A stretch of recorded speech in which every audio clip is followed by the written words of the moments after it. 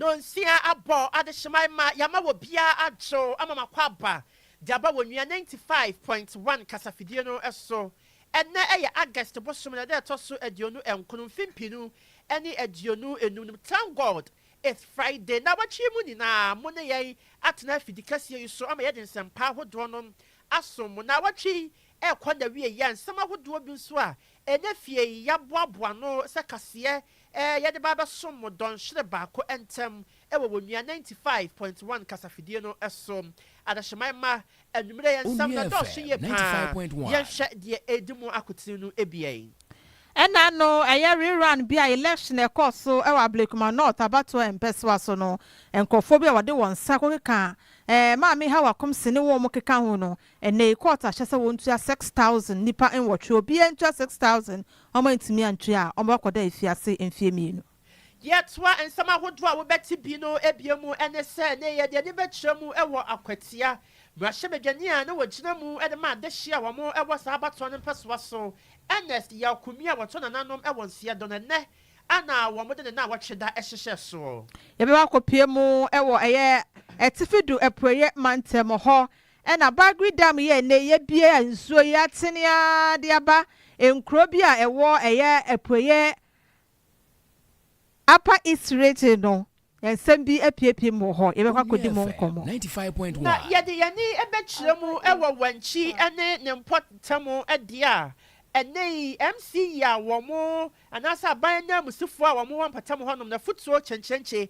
akọ ede ama womo afufuro bi aka nsama hodo ya yabodobodo so yi ni na ho yesim konwa ede asom se kase kwan so wo nua 95.1 kasafidie yi eso kai na hye no so se yedamu live e wo Facebook wo ba be ka ye ho na wo de wadwen kire gu ase biam nso wa hye ama afufuro so nya sempa we bi ni na atiem ensama hodo anumre ye tena se na ye de asom no ni na no ye krunche ni na e wo poto kasam e de agu onuaonline.com enti kwo hanom na ekwa bi e wo ni duduo emu anumre ya tena se e wo adwakasem na ya se ya no setete ho yiwan ya ye ba be pensem no mu e de amamo e ye me na Kwakye Ababio Akosua Asabea Asomaning adeshima ma ye benchina ahasei na ye twa ye ho aba ye ba nsam no mu nkyere mu e de akire.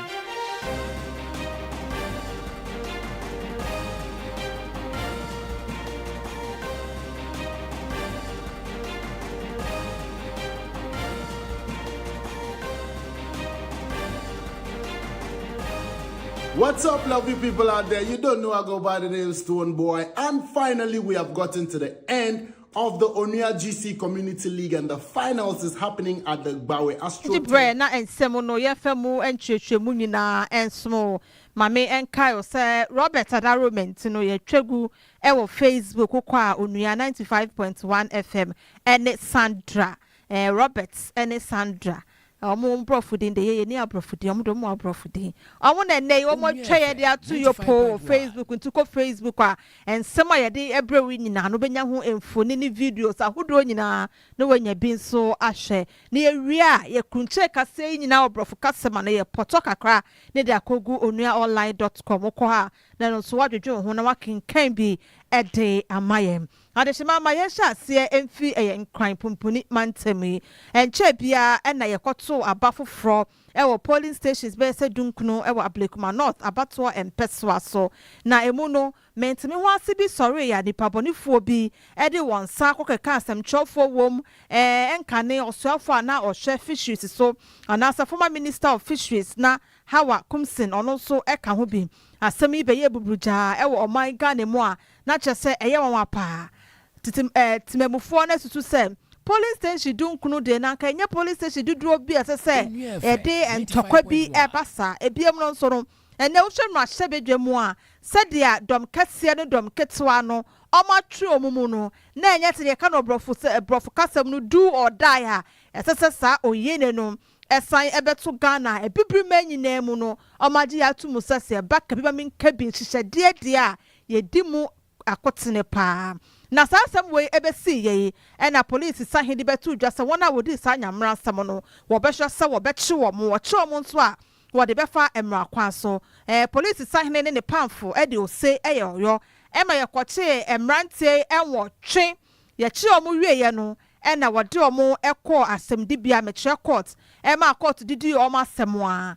na enei e na abeto dwa sɛ eye Accra Circuit Court e de abeto dwa sɛ mema enwotwe a wokoye saade we no wa hye se wontua eye Ghana sika empem ensia 6000 cedis obia betua 6000 na 6000 no wantimi antua de a na eye counter ye de ebo omo no omo behwe so no motimi e de akoda efiase ne yese ba ko bia no bedo efiase no eye enfie mienu na counter ye de ebo omo na se so boy ye de bo omo no eye 9 enti se 9 ne de na wo calculate wo calculation a ne wo hu eye mfe dudu a wakoda efiase na me ne wo kase de ne abetodwa ne se court no ahye se wontua eye 6000 each obia entua empem esia Ghana sika no empem ensia 6000 na wona omudi sa nyamra semi eye Mohammed Abubakari ono wadi enfie aduasa mienu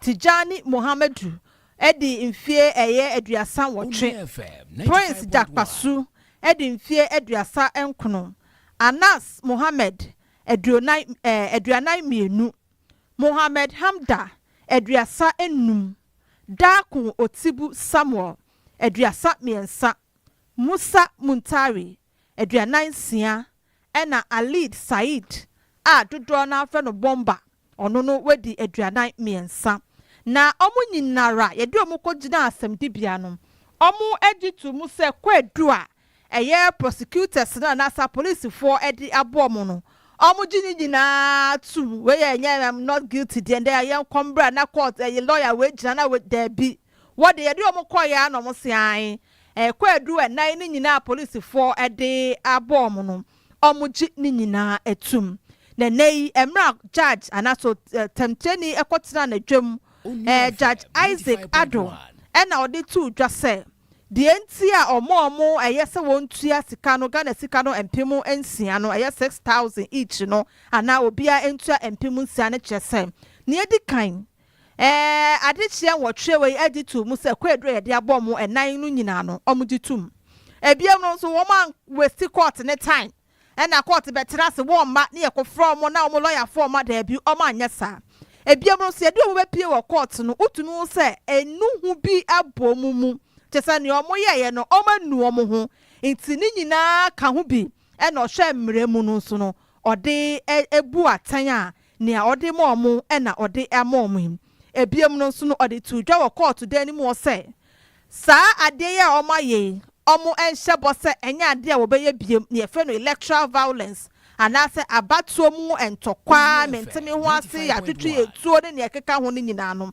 omo hwe se omo enye biem enti wei ena judge no ejina so a ode na temu ebae a enei ebi abeto dwa ye de esomo na court sorry ye no a lawyer for mienu ena ejina mu edema nipa enwotwe na court sorry ye no lawyer ni ba ko a ojina mu de mo omo e de ensam bi etu dwa enti ensam o de tu dwa ne mbra. The person did not fly to attack but defend himself. That's why I'm saying that these are people that did not understand the circumstance.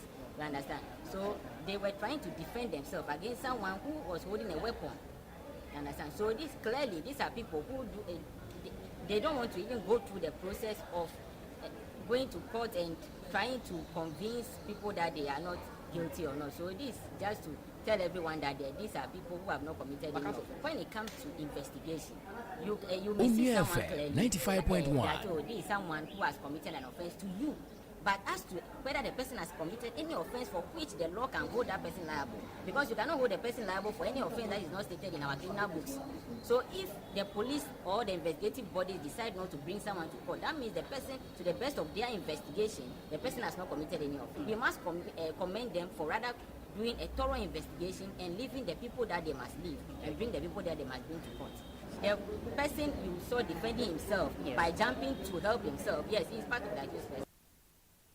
Adeshimama enumere no nsia bremu akan kasia na waso eguso awutie wo wonua 95.1 kasafidie no eso ye toa yamano bono eso yeguso agina mu ewo abato ho nsensem ene eho enti wahyew na National Peace Council for ene ne wo mo ne amanyokuo ahodoɔ atwa ahyia Onua FM abamfoɔ 95.1 adwumakuo no atwa ahyia ne ade hyia wo mo ɛto aba ɛwɔ akwatia ne mpata mu nyinaa sɛ sɛdeɛ mpanimfoɔ de nhyehyɛeɛ egu abɔnten sɛ twɛdi ampɔn basɛyɛ adɔm ɛyɛ adom a ɛyɛ ɛbrada ɛda yɛn anim yi ɛyɛ September bosom yɛda ɛtɔ so mmienu yɛde by election ɛbɛhyehyɛ soɔ no wɔn mo srɛ paa sɛ wɔn bɛma asomdue ne bɔkɔyɔ ɛtumi akɔ so ɛwɔ abatoɔ yi mpɛsoa so wɔ krataa a wɔn mo ɛde ba abɔnten enye fie August bosom ɛda ɛtɔ so aduonu nkono ɛno mu ana wɔn mo kyerɛ mu ɛsɛ wɔn mo ne mpanimfoɔ ahodoɔ a wɔn mo ɛdeda amanyokuo ahodoɔ n'ano ɛneɛ NDC akatamansoɔ amanyokuo no mu mpanimfoɔ wɔsono kokodoko amanyokuo no mu mpanimfoɔ MPP saa nso so ana electoral commission adwumakuo no mu mpanimfoɔ ana Ghana Police Service adwumakuo no mu mpanimfoɔ nyinaa ɛde nsawɔsoɔ ayɛ ano baaba yɛ ama obia ahyɛbɔ sɛ deɛ nneɛma esi ɛkɔ no wɔn bɛhyɛ sɛ abato a ɛbɛto no akwatia no ɛbɛyɛ asomdwe kwa so ɛbɛyɛ bɔkɔyɔ ɛnkɔfa mɛtiw maka opia ɛfa ɛmma ɛkɔ akɔ wiase na ɛkyerɛ asɛm so ɛba bɛyɛ buburugya ɛnum na wɔn kyerɛ mu sɛ abra nkɔmɔtwetweɛ ɛne nkɔmɔdidie ne nyinaa ɛba na wieyɛ no ɛyɛ adeɛ sɛ afanu ne nyinaa ɛde wɔn nsa egu wɔn bo ahyɛ ɛbɔ sɛ wɔn bɛhwɛ pan sɛ asomdwe ɛbɛtumi akɔ na ɛno ana wɔn nyinaa no wɔn ɛhyehyɛ na wɔn toa so ɛde kɔkɔbɔ emu ɔden ɛkɔyɛ ɛde ma amanyokuo mmienu yi ɛyɛ NDC amanyokuo ne MPP amanyokuo no sɛ ɛho bɛhia paa sɛ ntam bia so sɛ ɛdeɛ nipa koro wahyehyɛ amatwofoɔ egu pono akyi vigilantes foɔ yi bia animanimu yɛ ɛneɛ obiara close case obiara nhwɛ sɛ saa nneɛma no bi ɔnkɔ so wɔ hɔ mo obi nkɔfa matwofoɔ mo obi nkɔhyɛ ɛyɛ aba security foɔ akyi ɛnkasa wɔn ɛyɛ security personnel na nso kɔ akɔ wiase no na ɛyɛ wɔn ankasa amatwofoɔ wɔn si ɛno ɛmoa na sɛ ɛno no wɔn nimu a asotwe paa ɛwɔ hɔ de masa nkɔfoɔ na wɔn sɛ wohwɛ vigilantism ɛne ho nsɛnsɛm offence act na 2019 act 999 na ɛho asɛm ɛwɔ hɔ entiɛnɛn wɔn ɛnhyɛ sɛ bibia ɛbɛtumi akɔ ɛso na wɔn ɛtoa so ebiem ɛsrɛ kabea wɔn fuo nyinara wɔn a wɔn ano ɛduru ebunu mu ɛna afei nkurɔfoɔ mmienu a wɔn egyina ɔmamanyokuo mu MPP ne NDC apiri tumi ɛwɔ mpatam hɔ sɛ wɔn ana ani nyinaa ɛhyɛ wɔn yɛse ani ɛsa do so takrakyɛ the sent no ɛka nɛntena na akatoɔ ɛni ntina ho bɛhia sɛ saa nkurɔfoɔ mmienu yɛ ɔmo gyina sɛ yɛnto ɔmo so abɛyi obiara ne n'atitaifoɔ ɛbɛnya asumu ansɛm ɛka sɛdeɛ ɛbɛyɛ nkɔ wiaseɛ no wobi a wogyina wobi akyi no ɛbɛyɛ basabasayɛ bia ɛwɔ hɔnom wɔn akyerɛ mu sɛ nɛ sɛ wohwɛ abambɔfoɔ ɛkwan ahodoɔ ɔmo afa so ayɛ ne bambɔ mu ɛwɔ mpatam hɔnom a ɛyɛ adeɛ sɛ ɛyɛ ɛkɔ yie papapapapapa na ɛno ɛbɛboa ɛnkɔfa ehubuo biara fa mɛto adehyɛ a wɔn ɛwɔ mpatam hɔnom no ɛso na yɛse yɛkeka madampan no na yɛkeka ɛma efunu ne sɛnti yɛkasa yɛ adeɛ ɛyɛ National Peace Council foɔ wɔn kyerɛ mu sɛ wɔn abɔ mu kɛtɛm akɔ akɔpie mu ɛwɔ constituency hɔnom a wɔn gu so a ɛne adehyɛ ne party mpanimfoɔ abambɔfoɔ a wɔn wɔ hɔ nyinaa edi nkɔmɔ ɛhyɛ sɛ yɛ ɛbɛtɔ yie na sɛdeɛ ebi esi yɛ ɛwɔ Ablekuma North by election nano no mente me ho ase Matthew Macau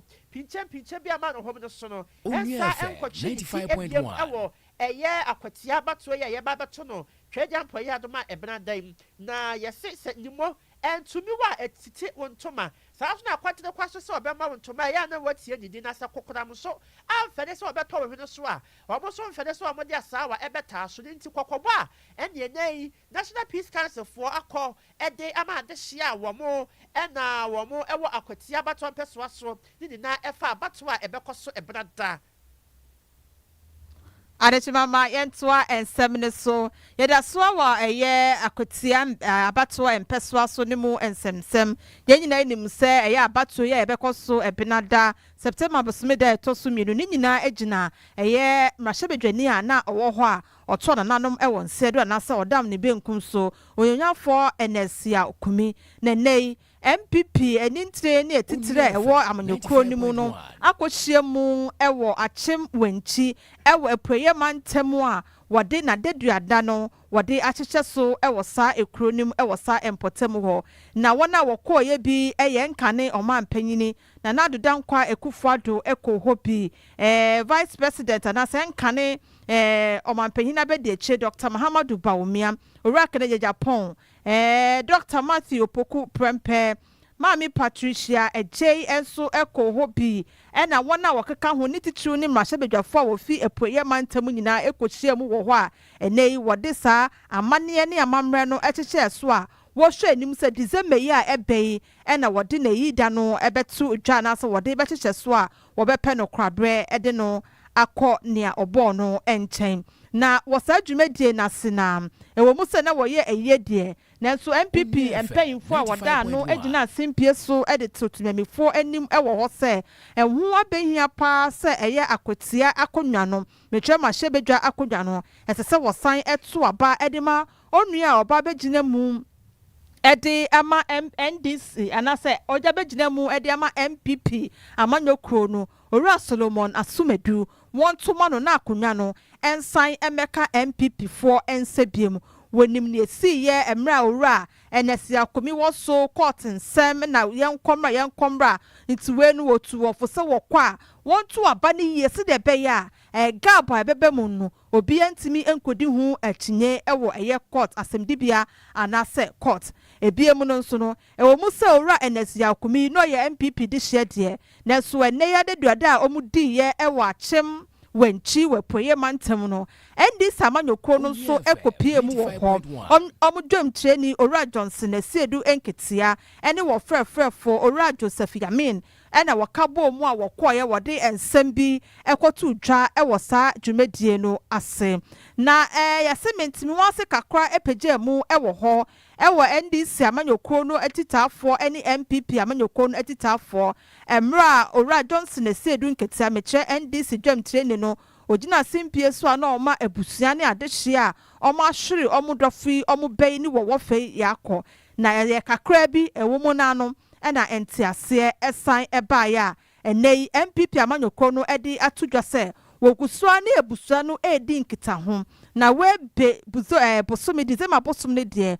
wode eye na yie ebetehye so na mom eda potin wo December mu de efei na party no ene ebusua no ede ebabetudwa FM 95.1 adeshemai maye kai mo se enumre no nsia bremu akan kase waso eguso a utie yeguso a egira mu ewo akwatia ene ho abato ho nsensemi na twetwefo panyi edema osu kokroko amanyoko MPP Justin Kwakye wakasa ede akire adehia wo mu ewo akwatia pasen yesi bekwen wafata akono na fata ni din the senti na abato ye a ye ba beto ewo September abosomede toso mienu no ehu behia se woni pen na MPP amanyoko no ayi no se won be pre mrahebedwa akonwa no fama amanyoko no eye Solomon Asumedu wo mo se wono pa na sefata se nei adehia no eto aba ende ema no ne senti ogina simpia ni apaso akasa bebre e de atra adehia wo mo ewo akotia ne mpata mo sem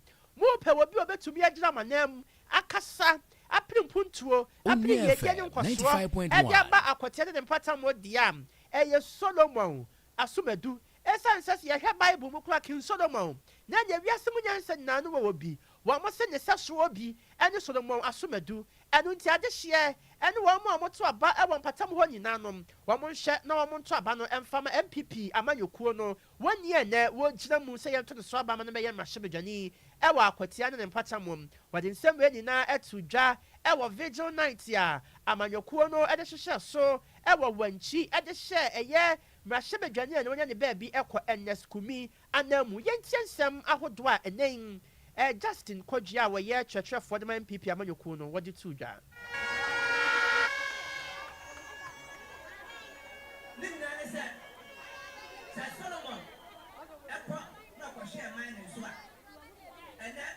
Onua FM 95.1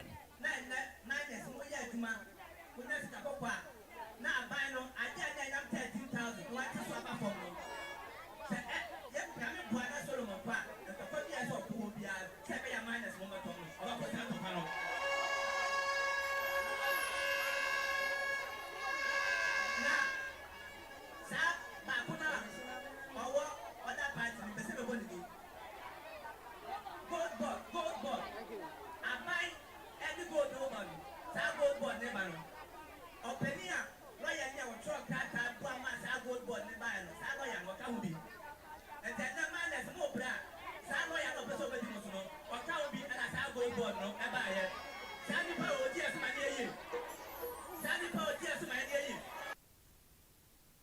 I had the Shemama and yeah, you could see a FM, for General 95.1. Secretary Justin Kodia from Pom. Ye Bejina and some way so na yako Kwakye Ababio Akosua Asabea.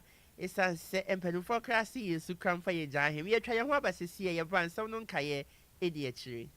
What's up, lovely people out there? You don't know I go by the name Stone Boy. And finally, we have gotten to the end of the Onua GC Community League, and the finals is happening at the Gbawe AstroTurf on Sunday, the 31st of August. Come out and support your favorite teams like you have done. And let's see who's going to win the finals. Is it Revelations from Ashaiman or the other amazing teams that participated? You know, this is proudly brought to you by the Style Up and the Soldier brands from GC Cosmetics. And you can find the stands around, so make sure you guys grab it for your male grooming. You don't know, on your skincare. I can't wait to be there to see who's going to lift the cup. Are you going to be there? I'm going to be there. Can't wait to see you. One love. You don't know. Beep.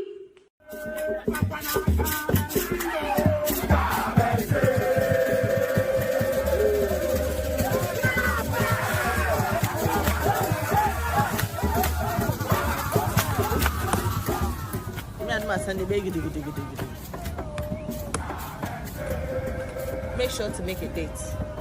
Onua GC brand community league in the finals, Akosua. Who wins the cup? Is it your country or your community? Choose one. See you. Bye bye.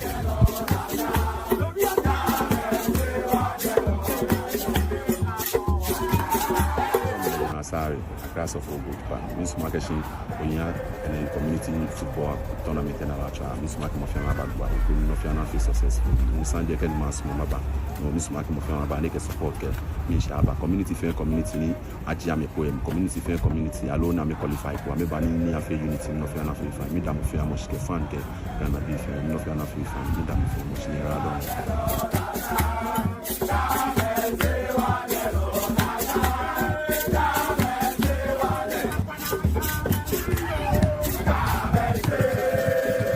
Enweno sia kasebo na waso egusu a utie ewo fidie so na wo san ehye ewo abefo ntintan fidie so Facebook ohonso ye twagu ewo ho yopo abetimi akohwe bi ewo ho udu ho a entwamu she link no maye na obi nso enye bi enhwe nsem bi etisi ewo man Ghana mu emu nchechemu na yede esomo ene enwumri yentoa ensam no so de yenkopie wo etifidu eproye mantem talency and American one semi. Nene, I bet to just say a year in 4 who do a what talency no, and so a booty a fast one in Nara, as say. Set here for Beccayan and Saintum, a year Juada no needed to my name say, Bagri Dama and no a war a year Burkina Faso no, a Fibia no will be in a year will be a, and so na a year ban it's me puba.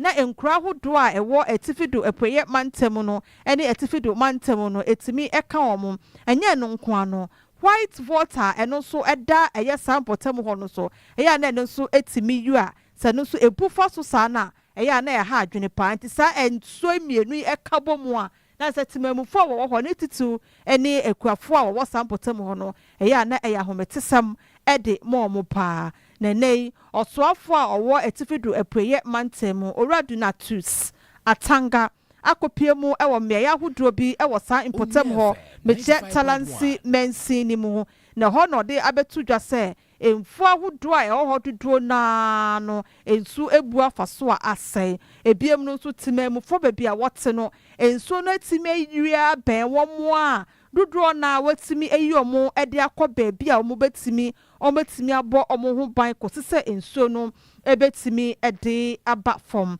na emu no ena owura na meche etifidu epoye mantem dunatus atanga ede etu edwase wo hwenim anasa wone eye nadma ewo ho no aka bomu a wo sasra wo ko ensahwe ewo mbeya hodo a sa ensuyiri etimi akọ a eha omo no matwa se emwoye biara sese aban no ede ebo omo no so no omo etimi ede abo omo.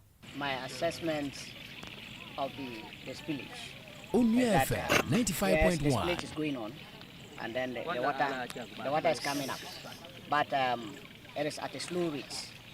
It's at a slow rate. And so the only thing is to advise the people to be aware that once it's coming slowly, they shouldn't take it for granted and get near the water or try to get into the riverside.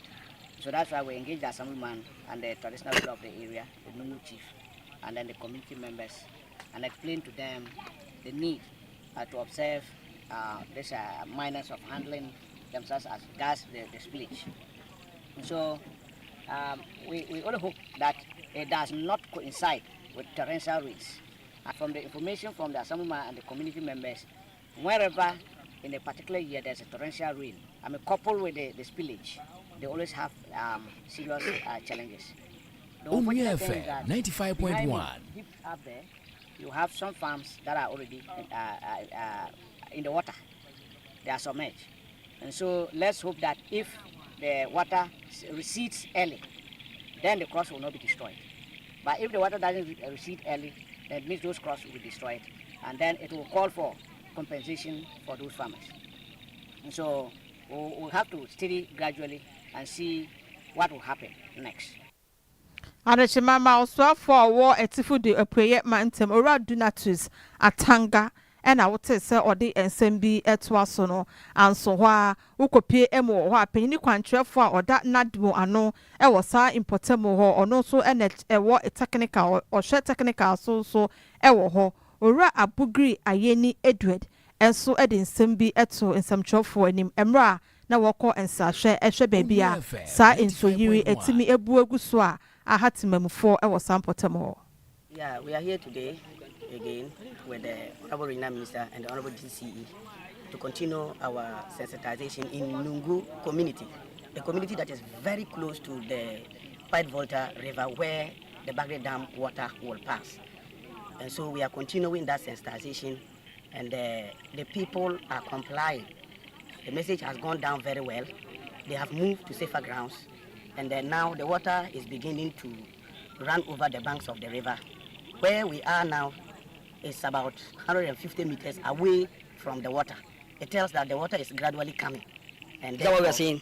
That is what that is what we are seeing behind us. And so we are continuing our sensitization and education along these communities so that we will not record any casualty. It will go beyond because it is a controlled spillage. And once it is a controlled spillage, our counterparts in Burkina Faso do not open all their gates. The floodgates are about 6. And once it is controlled spillage, they will be opening either 2 or 3 and monitoring the situation. So we should expect more water coming in. Our only prayer is that we do not get torrential rains here, because it is when it happens that way that the situation becomes worse for us. But for now, it seems here the rains are not so much for us. So with the water that is coming in, we think it is okay for us for now. Abugri Ayeni Edward, Deputy Regional Director, Edema Nadmo, Ewo Etifido, Epuye Bantem. Adeshemaima yetwa enumere no nsia akan kasiano eso na mekai wo say dem live e wo Facebook brana ebeka ye home pia share no so afi like for adwentrem egu ase na yetwa so edia ye de yani echrem e wo gbinwiri na eye mensini mu krachia wo wanchi no e wo bromantam no mum Miss Gloria Opoku Jemfi anene what kasapa dia disredia edia to Ghana fo a wo mu ewo bianim sem adawro ma wo mu ncha o mani mehwa ade hye o mu firi gbinwiri esan se nei baby o mu de o mu tibeto aduane o mu bedie ni na ho akwache edia ma wo mu enem o ma be kan sinsemu ewo su bon so etosu mienu enei wo mu nya yo mu yayayam mensi mu krachi wone yama ne boni a wato nkra edi firi wankyene ne mpatam honom edi nkoma a wode nsam ahodo sei etu edwa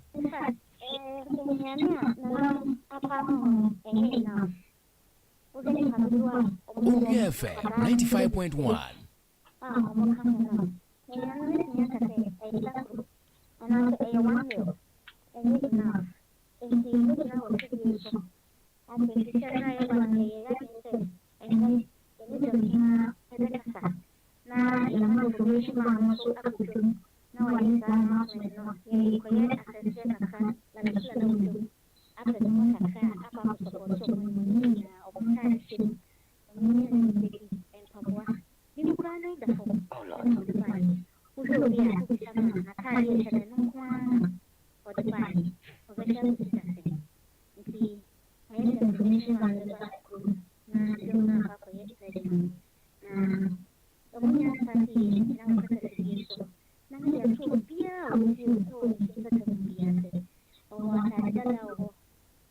Onua FM 95.1.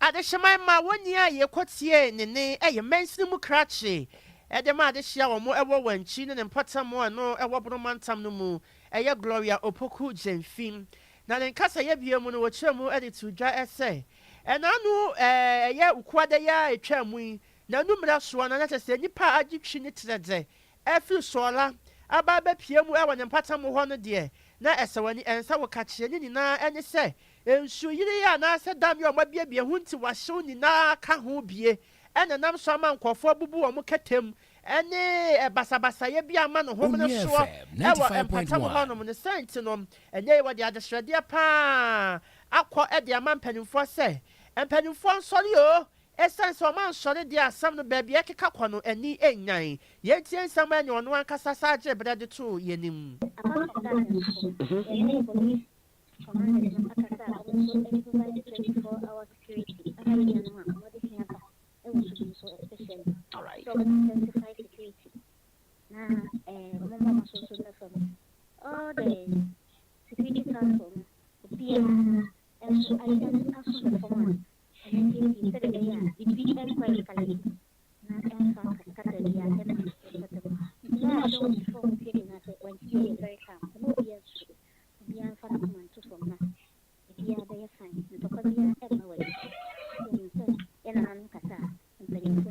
Onua FM 95.1. One year ye kotie nene eye mensimu krachi a wogina mu edema adehia wo mo ewo wanchi no ewo bromantam no mu Gloria Opoku Jenfi. Yeda so agina mu ewo binyiri a eno ewo Saula Tuna Kaba district a ewo Savannah Mantemu na amanebo a efiri ho edeba endrada ene beto odwasa timemufo bi a wo sampotemu a wo edwane edi efiri sampotemu ho no boat a wotnemu anase tutade a wotnemu edi etwa ensuo edi akọ eye ekrofufo so a ewo ho no esutade no etimi emuni a ebimu ekogumu amanebo no atwemu se nadimofo etimi ekoyi ensia efi ensuo nim nanso osusu se dodo na eda so egu ensuo nim a wo hwe se wode eye search team for babeka wo ho wona wo sa montem wo beka wo ho a wode ebekwa kwahwehwe omo na amanebo no so esan atwemu se eye mentimi ho ase bi ene entokwa bi a esi wo na nsen ntemu efa asase ho a ebi mu kra na so ato na nanom ewo nse do no eno ena matimemufo wo suro enti ena wo dwane edi afi krom ho edi akọ eye ekro fufuro so amanebo no esan atwemu se enam se oyene ya apagya ne muso ewo samotem wonti no uba eye o man Ghana aban mu a osofo ohwe efisem ne aso eye ede atodwa se wode enhye atotimebufo wo sampotem ho se wobeda obesori anopa no nsia ebo anwume no nsia sa wo ye den o ese wudwane ko fie na ukotu hu na wodane efe no curfew ni bi se ne ebe ya aban no behwe se wode nchichade begu akwemu a wona o matwa nananam ewon sedo no wono mo prepare no ebi entimi emeka ho a wo so ano ede amatimemfo ewo sampotem ho. We also picked that piece of information regarding the capsize of the boat on the Black Water at the far end border between Ghana and Ivory Coast, and the anxiety of the people to cross over because they think they were not safe here at the border area. And so picking that information, we realized that we needed to verify the authenticity of that kind of information as to whether that is true or not. The fact of it is that we are aware that the race a camp over there where some other persons have gathered and are trying to cross over to Ivory Coast from the Ghana Ivory Coast linkage. You know, we just share. It's just the river that separates Ghana and Ivory Coast from that enclave, and so we are trying to see. But per our information, they were able to rescue just about 4 or 6 people, and the rest of the people, they are still searching for them. Ebiemu no nadmo e de atudwa se wo hwe ni mu se wode enema hodro bekọ e de akọboa wona wo hu aka e wo sa importem wo no omo de atudwa se omo akopie mu e wo baabi ye for solar camp na oho e na wona wo ni baabi da na se wo suro esa ne ntokọntọkọ ye ti se wo so se wo kota wo fie kura na nipa boni fuei e betimi asoja de ahye omo dwere bent no omo nyina efi omo fie ahodro mu e na omo akogu bebe ye frɛ no eye solar camp yi na nadmo di twemu a emma entokwesi de emma na wo ho kan wo emma ne nkota wo se emma eye 270 eye ohano aduonu eni aduosia 270 na tese omo hu aka yede omo akọ eye solar camp yi na enkoda nso a yede abra yede omo aba ho eni emai na waka bomu a woye 270 no awoda atuja se wona wo betimi de si omo bo so mato na nanom e won se do na mentokoya na nsɛn ntem apagya ne muso e wo sampotem ho no enya adudu wo twe. It's not good. Sometimes it's difficult to even talk about some of these things. As of yesterday evening, I per my briefings from my district director, they have 8 persons that were killed yesterday.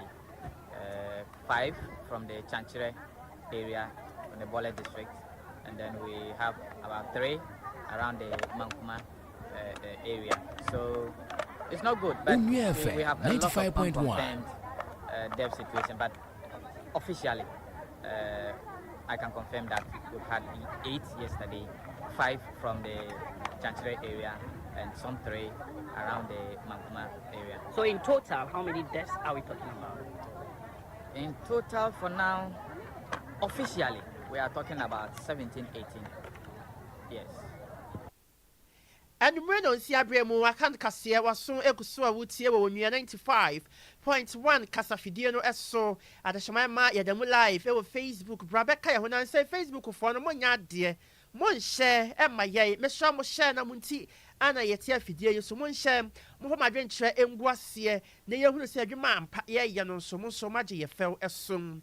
Na yadi ani chemu e won kropumputuman tamu haseya waswa fo a wono ana wo won kropumputuman tamu haselenda oku 95.1 akasa e de sama hodo atuja enya wade kwakwabon sempa akọ e de amamens mu krachefo ahodo mo wo enkran ne mpata mu hasem obi anhye na de dibra na yadi ama no wo fa mo adwuma mo fa mo dibra no be ya family and friends e mo fa mo dibra no be ya party sem bia na omo wo honom se wamo som oman Ghana enya party ana enya enamfosam enya magoma dase ana wamo ede eye wamo position ye de ama wamo sem mensem akrachefo no wamo de baba bedi na mom wamo fo mo dibra no emfa empe empuntuo wamo fa mo adwumaden adacha kwamba bi no wamo betimi enya eso emfa so wade nsem eni na etudwa abra wone eye mensem akrachefo mo won kran hase ni na ekohia yekoya no baba ye hye kwanya hodo a won befa so ama enkopupu no mantam etumi afa no ntoma pa efra Aswafo abrekwa no was 95.1 share wo ewa shai osudoku abatwa no mpeswa so eden nsem ni na etudwa abra wone metropolitan municipal district chief executives ahodo ehia ya na ene wo mo edwendwene kwan ahodo a wo mo ebefa so ahwese eba ahonidi ho nsem eba ahobambo ho nsem no kwan ahodo mefa so edi dwuma wo mo mpatam a ebetumi egina brane ho ana wode ne nsem sei etu edwan yeah catch am say on position now what occupy they should sit up na omu ye adwuma na ma from say omu ye if you reckon that street light you are way to that street light the life one is very short who shall so better if I'm unable to me Emma Metropolitan Chief Executive Officer Wakra Hase Michael Alute editor wodwa kase enim ese said the Ghana Penny a canon share ahodo eho no eho abehia said ne obi abeze beti bu citizenship 95.1 ahonidi ho nsem a obi abehwe ye na ne omatumi ahwe ama hunde hu nsem atumi akoso eye. So we show man na e ho nye na yare bi papa una be kare be ko first. Mi pa mo cho. First exercise am here ni no mo kasai. E pa mo cho mo ti ase. E ma ye bi congestion no mani ko yi. But me who say as time goes on o ma samba pan so line na etwa mo no bi mu person mo be di so. Ye betu sa afre wo. Na ma ba na enye mo di kita na ya cho mo details so mo free pan so.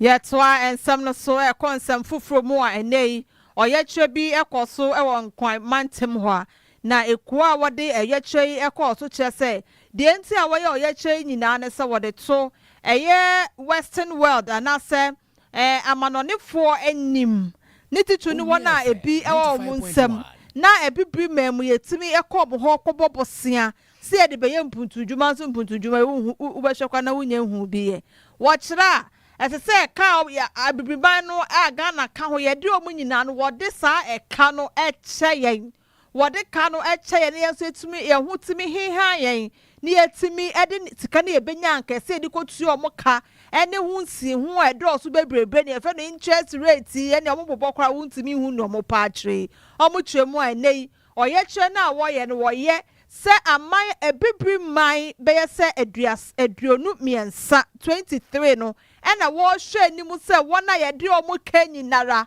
wo betwitwa kanimu no wode ache se na beye a sika bie betumi aboaboa no e wa amai ahoduro mu no wo mu so woti beye wode beye wona mpuntu dwuma na ye wo kwa se wode kotu aka ye de hu nsi hu biem ase esi hu a eno so kwa na wotu ani nyina ade ka ho. Wayachaya Ekoso, a African Regional Organization of International Trade Union Confederation, Ghana Trade Union Congress (UUC), and a cabo when I'm so Emma and Penny from the Numaqua would one so dumb with Jimubi, Emma to Memphis, a shame Mukinan, Nabatayana attention in Addison, Wamoya Wayach, Sanya Bayam, and Penny Forbet to Miatu, Wamo Anka, now or more a day a pine for fra, or more a day or Musica Samu, and Quantanum. Wamo ede fofora bada ne dane mu kaka na omo tutu se eno ebe boa ye pan ama mpuntu aba adwuma aba eba no atente no so atumi aye adwuma na enkoye se de bia ne de bia wo bi krampo edeka na okwa akotwa na hunti waso bebre ebiemu no wamo ese ye omo ye ye nyina no wamo di pia abibrem hampanifo ene nkofo ama so sikapra bia hodo ne nyina sen wamo dwumade wamo edi bia fa sikasem ho no Onua FM 95.1 na ebiem eka ho nsensem bia so no wamo hwa atoto ne ye na wamo hwe abo adwumayefo eho eban na afi enkura hodo asebi entu empon abra wamo ete wamo ho egu mu ewan kran pomponi mantama se monte so no wamo de ne na akowie ye ewo Black Star Square Ghana Hayasana Hene Dr. Kessel Atofosen won ne gina aban anemu eje eye krata wamo ede ekwa kwama empanifo enum na wonu so echiemu ede atu edwasen so what the can assist kasam ho ayide eho behia pa se ombehwe na omatumi asisi bibia anokwa enum krampo ana wo bon kompom achiemu ese sene eba ne pepeli eyo ene finchum adoya eho hia pan esan se eno ebeboa ama wahawa hodoa ya na baba so yesi kasam so enkanka o my Ghana no eto etumi echam we are creditors and if we are all creditors and we are restructuring the debt Onua FM 95.1 get restructured the country obviously will get to realize that the country cannot service its debt and so there's the need for everyone to give something back to the country. Then it's important that every debtor be given equal treatment. Church for at the Trade Unions Congress Joshua Ansa and so at the so abai enum essay and who be here pass a name Bosnia Hodriana Yakobo from Farmason Yabesha Paya Hodia Befaso and Yadi Jumanam Kobasa de Biani de Biano na at the Eka Nunabasi in Kumu. Ya pesa woman on boy and Busana da ma abru esen tumintiano woman inchasa busianum ne ya found to yanya hota yewoti no ma fa level ne ya adwuma bibia akoso abra ya pachaw ne yakuti asa mo fa ya kan che no yetu ya mampanifo ya government ya ban ya mampani say won so some koji sika na won fa ya de a enam so ntia won koji sika no some jisika no de a Onua FM 95.1 so ebaba so ema ne yaka nti yetu ajamafo ne yetu mama no sefo won so eje bre edo mo ho eje wo ye kire mu ebie nso so eje bre de nsem sei etudwa ka bia ya beto e wo hono ma ye nananom entika na ase no eye yense e ka no emne ye. This demand for Africa and African countries. Most African countries right now, they are using money that is supposed to go to education, that is supposed to go to health, to service debt. And Mreno Sia Bremu Wakan Kasia was so Agusua Wutie wo 95.1 Casafidiano Esso. Bekaya whoever Facebook no Esso, ye dem a 95.1. Woba Pia share no share and some year the sumuni nam. Na Fufran so enya and some pay bin na entie. Na yet why a man a bonus so at the year boy FM 95.1. Nini na FF from a good year and year to no Kwabone Essom. Na men's no Mukrache, Edema Adeshia or more ever at Chamansa no ever a year Eastern region. Wakasapa. Edia mami ne kwakwa paise ta. Eya honorable Linda Hemkram. Was he and one say and Benessa Ghana man penny. John Dramani Mahama. What did I see Piania Pasua sign a kidam sem? And now quite what way a faso etu from a good work so. Work wetia, Nanny nim Danny Nyansa Munti. What the anti-gadam say tax force or would announce your name. Would be Ashes tax force yechi. Men or most sorry or madrase. I shall come on the kambu. As is so money nam quiet, but don't you would do a two from a good year or hobby. Ed Jessica at the film call for honum. Na enumuna mami same. San Crawford never my omo say. One more anti-gadam military task force na 95.1. One share papa. Na one year one share pa na say. Bra na nsa so mu dia. When you bet you mu papa wadoba famra kwaso. Was san ne ye ni na no emwa. Ema from a good year ye ni na ye ku. Etiase ye to the kwambone sonom. Etuo betwa no etuo entumi enchada. The sense your name was say national security. One more money swanning na ho. Na one more the national security D and nam Jessica would do and can kind of feel one more sabi. One more legitimate small scale mining crata I would do one more still now. Or we Jessica from one of say how junior pam. Well, and some chuff for a year Kwakye. What is some who do it to John the watch him there to just say. Assembly sitting in now sorry. A post for the now sorry. A staff for the now sorry. Wakuyi and Yabaku for echo. FM 95.1. Yes, you acquire Brentia who ebay. Essence Nanam Ayabuko, a Chimambe, I was almost to be at Swasso. Amano boss be brain, Abba, Ediafa, a choir would dwa, and then Kophobia for Kuntuas, a yen maybe and some fata, a war, in Kuro. Makacha communities ni se obi a obewura baby a yetu ayi especially o mama kacha mo so mo form adwuma de to ho obi ewura ho no so wo ba so kwakwaje ayi a omo twa video evidence emfa ma me na me mfa ma the right authorities na omo fighting galamsey no ni ehu say indeed they have been sent here to come and fight galamsey. One year you kwatie ne e ye mensine mu krache e de ma de hia wo mo e wa achemansa no e wa epoyemantem mu e ye honorable Linda Ahemkram na ensi hwa Mami eswaye kasa pa na no matena nkonwa echew sata woma 95.1 Wana sasini na ehwamon sa ewo munkura ahodo eso na se nei ekoba ne se obi etu fam agudie wo kwan bane so na se na no man sore wakadea enye yesi panyin a watena fie man kurare nanka no se bi mpira duasa yebu nankare fo a waka ho bi panyin so wantena fie ma sedua emfo entinom enei mami edensa to nsagem esra pas na no matena nkonwa wo mo ensole waka na no mo nyina entumi enko entia fam agudie a yetu no kwan bane so ewo mpatamo a ene yensuo yensase ye kwa yebidantuo nyina no esen no sami fasa kwan we senso aka kire ya hemfo a ewo de ye various towns ni any Ghana ha no baby ase a chimansan so kan so man pani to sa na mo we a yen so de na ye obi be ma mensi mu na se ope baby kra obebo ne na josuo ho no ma odi kan ko ohin ana so odi kra ho no enti no benim baby Onua FM 95.1 omo tu sa efo magudie mesra hemfo se omo mo a wo man pani eni a ye kwatie ye achemansa mensi mu krache a wo empatamo ehwonom ya mami wakasa ye pa edin sama hodo atudwa ye Linda Ahemkra akofa yetue ya da so aginemu ewo ye galamsey ni so de ye fa so ayetu efem agudie nenei environmental protection agency EPA wɔne wɔn a wɔtu FM agudie amekyɛ minus bi ahyia ɛwɔ wasa amanfi east no ɛwɔ atɔyɛ mantem na wɔtwerɛ mu a deɛ nti a wɔhyia wɔn a wɔtu FM agudie ne nyinaa ne sɛ wɔbɛtumi ama wɔn nteteɛ ne nkyerɛkyerɛ a wɔbɛfa kwan papa so de etu FM agudie wɔwɔ sɛ wɔn mu pa sɛ ebi mu deɛ wɔmfa kwan papa so ntu FM agudie yɛ nam so ɛma wɔsɛn nsase ne nsuwansuwa ahodoɔ ɛwɔ ɔman Ghana mu ɛno nso nkyerɛ sɛ ɛyɛ Environmental Protection Agency foɔ ɛyɛ EPA foɔ no wɔnte nkɔda ɛno nti ɛna wɔn ahyɛ sɛ mmara no bra no wɔbɛkɔ mbeaeɛ ahodoɔ na wɔtu ɛyɛ FM agudie ɛwɔ hɔ no na wɔtumi ne wɔn a wɔyɛ saa na wɔn a wɔtu FM agudie no ɛde nkitaho na wɔde nkyerɛkyerɛ ne nteteɛ nso ɛde ama wɔn sɛdeɛ ɛbɛyɛ a wɔbɛfa kwan papa so ɛde etu agudie no.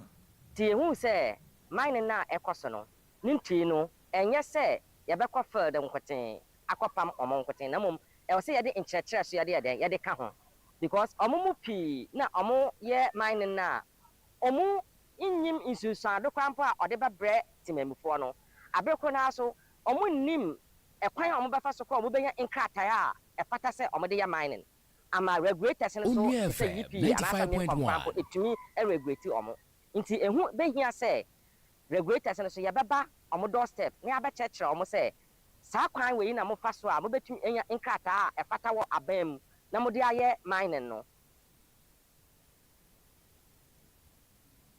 Adeshimama nti ni akotie ɛyɛ owura bedu ɔbɛn ɔno ɛna wote sɛ ɔde nsɛm bi ɔno ɛka wɔn a wotu FM agudie bi na ɔsan so ɛyɛ adwuma ɛwɔ saa asɔyɛ hɔ no na EPA owura Esien ɔno ɛyɛ deputy director ɛde ma mining department no ɛwɔ EPA hɔ ɔno so ɛde nsɛm bi etu dwae ɛfa nteteɛ ne nkyerɛkyerɛ a wɔde ma wɔn a wotu FM agudie. Mining sector na ɛwɔ wasa amanfi ha sei no ama ayɛ papa sɛnea ɛbɛyɛ a FM 95.1 nso wonya atete bia ɛno nti yɛabɔ mmɔden a ɛne environmental protection for head office from Accra tɔn ɛde nkutaho a ɔmo no ɛba mantem ha ɔmo ankasa na ɔmo kwan a ɔmo ba atakwa ɛbrada yi a ɔmo yɛ rounds a ɛne yɛasrɛ wɔn sɛ ɔmo mmra no ɔmo nso mɛkyerɛkyerɛ yɛn nuanom a yɛne wɔn yɛ mining no ɛwɔ yɛn amanfi ha so sɛnea ɛbɛyɛ a yɛn nso yɛbɛtumi ayɛ na yɛayɛ ne yie. Adeshaman ma enumere no nsia brɛ mu akan kaseɛ ana yɛgu so a yɛtie no na yɛde yɛnsɛm no ɛkɔ de ayɛbɔ awura mu ɛwɔ apɔmuden nsɛm emu yɛde yɛni ɛkyerɛ mu ɛde ɔsoafo ahwɛ apɔmuden ho nsɛm so kwabena minta akando yɛkasa yi de ɔde n'ani abɔ awura mu ɛkɔ aporɔ ɛwɔ western north mantam no mu de n'ani akɔ akɔhwɛ enwuma ahodoɔ a ɛkɔ so ɛno ɛbɛboa ama apɔmuden ho nsɛm ɛwɔ mpatam hɔnom no ɛtumi awie mu pɛyɛm na nsɛm ahodoɔ pii na wɔde ato dwa wɔ sɛ wɔhaw ahodoɔ de n'ani ɛbɛhunu bia no wɔbɛhwɛ sɛ wɔno nso wɔbɛduru nkranpompuni mantam mu ha deɛ a wɔbɛkuru nkyɛn gu krataa so ɛde amaneɛ akɔ akɔbɔ mpanimfoɔ na wɔtoa so ebie mu ɛsɛm asɔyɛ no yɛ ɛbɔ mo ho mmɔden bia sɛnea ɛbɛyɛ a wɔhaw ahodoɔ bia ɛba apɔmuden ho nsɛm a ɛyɛ a na ɔman Ghana yɛkɔ mu no ne na wɔbɛtumi apɛ ano poma sibrɛ ɛsan sɛ ɛnɛ yi sɛ wɔwɔ apɔmuden a ɛno ana ɛbɛboa na yɛntie nsɛm a wɔde kan ɛkɔ baabi ani no wɔde ɛkɔto edwa. Aisha would say, "Who was the area? I do a doctor near my uncle. I find you. Dr. Lino, and the name Yaria, 95.1. I don't say, that's I had church name of a catcher say, wait, and I had church and cover into corner photo on mouth. Yeah, when you say, Mawa, we are no and your motion. You may find you, but to say, but you'll be medium. Honorable Minta Akando wano ana ya waswafo a wɔhwɛ apɔmuden ho nsɛm ɛso wɔde n'ani ɛkɔkyerɛ mu ɛwɔ baabi ani na anso hɔ abiem afoforɔ baabi nso a wɔkɔ aprɔ nso so ɛwɔ ɛyɛ mantam no mu wɔde nsɛm ahodoɔ sei ana ɛtu edwa biem. The issue is that in 2024, when your clearance were issued, they didn't start the processes very early. So you realize that some of you were posted in 2025. And there was a directive to the effect that even those who were recruited after 7 December must go home. Do you remember? And the President graciously agreed that in the case of the health sector, that should not be applicable. So we had to allow all of you to go through. So now, out of the 15,000 clearance they issued, we were able to recruit about 13,500. And out of it, listen to it carefully so that those of you, who will be talking to the others, you have the explanation to give them. So out of the 13,000 that have been recruited, about 10,000 of you, we've captured your name on the payroll. And yeah, you quote yeah, or swap for or share a pomudin and some so honorable Kwabna Minta Akando up the Shemama Yanjida and some so not Yanja Boafo and Katsuo Embra. What's up, lovely people out there? You don't know I go by the name Stone Boy. And finally, we have gotten to the end of the Onua GC Community League, and the finals is happening at the Bawe AstroTurf on Sunday, the 31st of August. Come out and support your favorite teams like you have done. And let's see who's going to win the finals. Is it Revelations from Ashaiman or the other amazing teams that participated? You know, this is proudly brought to you by the Style Up and the Soldier brands from GC Cosmetics. And you can find the stands around, so make sure you guys grab it for your male grooming, you don't know, and your skincare. I can't wait to be there to see who's going to lift the cup. Are you going to be there? I'm going to be there. Can't wait to see you. One love, you don't know. Beep.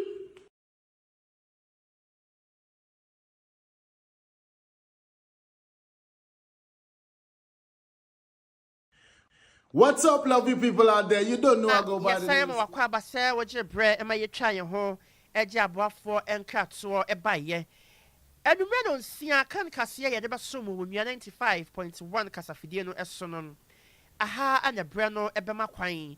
Amayadini na SC. And ya woko Facebook on Osua. Shaibu was say or share life every castle. So on your news. Moye the best. Was say moye the best. Masaya and Tressa for baby moye the best. And was say the best. Yeah, that's same. Sounds so Anna Baumia Bawasi 2028. Baumia na Aircom. NDC was why NDC chairman was crowded the meeting in one patch of a chame. Was say NDC abino or born home of the Pantigana for Enya Rishimu ewo mumu. Sounds that sheriff so a free dance so man. Snet flat was so when Miakasie #1 mudamu for yada say. Akwo. And now, if you are there, you butcher ye coffee. Na yet mean quite a rebefi Onua GC brand. I can't see there Kosono. So, China, and the church one I Akosua. Almost a question of Akosua na your finance. Okay. It is a sports for me to be able to me, dear. By some you can fire soon. Into no, the best CBA, Alpha Onua GC brand community league, you know. You say, okay, your social media platform soon now. Na and yeah, Jeb Repa, Beckin can see me at the mammo. We said, dear, I quote the near Bripa, dear Esquire. I didn't even have a sort of mammy be. Esquire. Your matter. Aye, and yeah, Jeb Brenna, Beckin can some of the mamma. Now, eh, you're right, Sandra, when you try your two move, ever Facebook, no, so William, as you do, one also other a son, some new and my yay. Emma yan so ye je brebe say ya no ebetena ha beken kan e de mammo a Docas any so mo redu e produce ye and we ya je brede kasi e so mo e me na Kwakye Ababio Akosua Asabea Asomaning. Ya mamu ni na mo enitia adehye. Yes, sorry. What's up, lovely people out there? You don't know I go by the name Stone Boy. And finally, we have gotten to the end of the Onua GC Community League, and the finals is happening at the Bawe AstroTurf on Sunday, the 31st of August. Come out and support your favorite teams like you have done. And let's see who's going to win the finals. Is it Revelations from Ashaiman or the other amazing teams that participated? You know, this is proudly brought to you by the Style Up and the Soldier brands from GC Cosmetics. And you can find the stands around, so make sure you guys grab it for your male grooming, you don't know, and your skincare. I can't wait to be there to see who's going to lift the cup. Are you going to be there? I'm going to be there. Can't wait to see you. One love. You don't know. Beep.